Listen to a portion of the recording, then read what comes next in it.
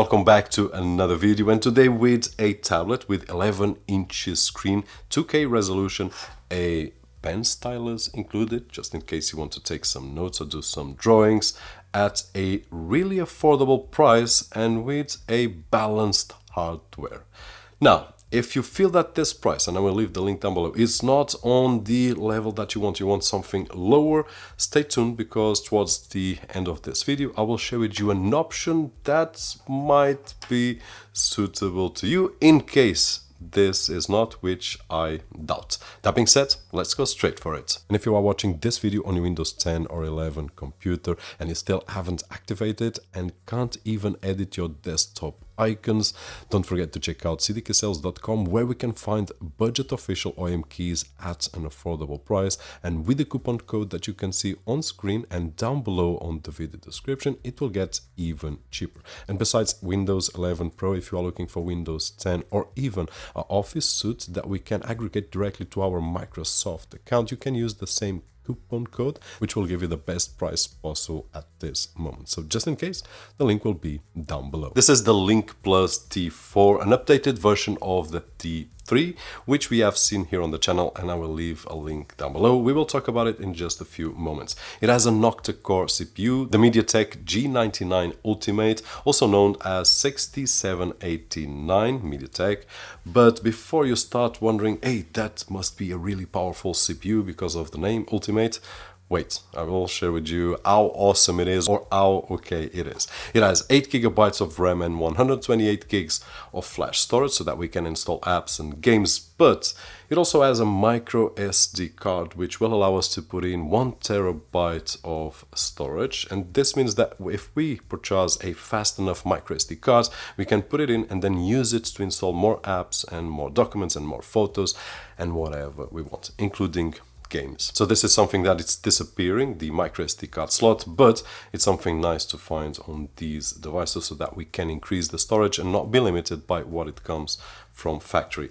It has Android 13, and in terms of design, it's really nice. Compared to the T3, this one right over here has more square edges, which is the trend these days. It will get more or less the look, sorry about the reflections of the light, we will talk about the screen in just a few moments. It will follow the trend in terms of the aesthetics of the Google Pixel, for example, iPhone 16 and 15 and whatnot. So more square look, which in my opinion looks really awesome, and one of the main differences from the T3. Now it comes with this cover right over here, which is the protective cover. It's magnetic, and let me see if I can put it back like this. It's strong enough, and besides being a cover, we can also use it to adjust the angle. This will be great if we are watching multimedia, for example, or if I'm using the stylus to take some notes and to do some drawings. Now I did some tests with the stylus. It's great for notes. I've been playing around with it. I can perfectly write, or almost perfectly write, because I'm not an expert, and I apologize for my handwriting because it's not the prettiest handwriting that you have seen, obviously, but if you want to take some notes, then this will work just fine.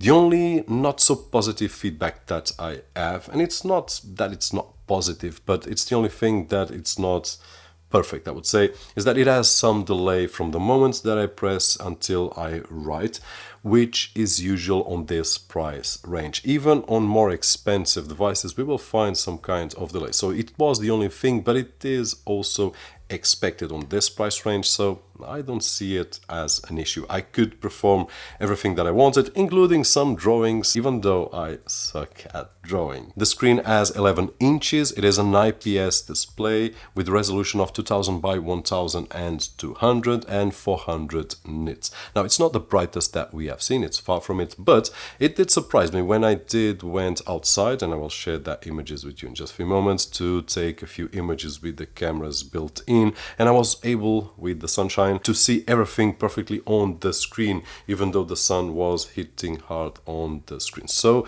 not being the brightest, I would say that it sucks. So if you want to use it outside or on a cafe or something like that, you will be able to do it without any issues. In terms of colors, in terms of contrast, it's also really nice. It's an IPS, so you will be able to see it in the weirdest angles. It is a glossy display, so just have in mind that direct light will have that effect, but this will happen with any tablet with a glossy display, any monitor with a glossy display. But having that in mind, if it's a device that we want to use to watch multimedia, then we will be just fine. If we want to watch YouTube, for example, or any other content like Netflix, then great. Let's talk about performance. In terms of Geekbench, it was able to score 728 on single core score and 2046 in multi-core score. So if you are used to the channel, or if you are used to see Geekbench results, you know that this is not a lot, but at the same time, it's not something to throw away. I would say that if you are going to use it for multimedia, as we were talking about, Plex or MB or even Netflix, which has widewine level 1, so Netflix Full HD, and if you want to watch someone on YouTube like this one right over here, you will be just fine. If you want to take notes, if you want to work with it, if you want to do some multitasking, you will be just fine, because the tablet response is really, really nice. You won't have any issues at all. Where will you find issues is if you start pushing demanding games. Now, you will be able to play some games. I played Angry Birds 2, I played Beach Buggy, I also tested out with Asphalt Extreme, and great performance, no issues whatsoever. But I would say that this is more or less the limit of this tablet in what concerns gaming. So I wouldn't expect much more than this. And if you are okay with this kind of experience, office productivity with Excel, with Word, and so on and so forth, or similar on the Google Sheets, Google Docs, and so on, then a great experience, even with note-taking apps and multimedia consumption, some light gaming. Great. In terms of cameras, it has a front-face camera of 8 megapixels and a back camera of 13 megapixels. And here we are with the Link Plus T4, exactly on the same spot that I'm recording the video, but now recording with the front-face camera, 1080 resolution, and this is the image quality and audio quality that we will get. I've got my arms completely stretched, so if I want to use this front-face camera as a video conferencing call, I would put it further away from me. Now recording on the back camera, exactly on the same spot. This camera has 13 megapixels. We are recording at 1080. I can't see what I'm recording because I'm holding the tablet on the other way around. But this is the image quality that we get, and also the audio quality that we get, recording at 1080. Front-face camera, but on the outside at this moment, recording at 1080 and really close to my face. But one of the things that I'm noticing while I'm outside, although the screen has only 400 nits, it's really easy to see. It's really bright, so I can see my image really close to my face, but it works really, really well. It has 8,000 milliamps on the battery, which according to Link Plus, it will last 10 hours of usage.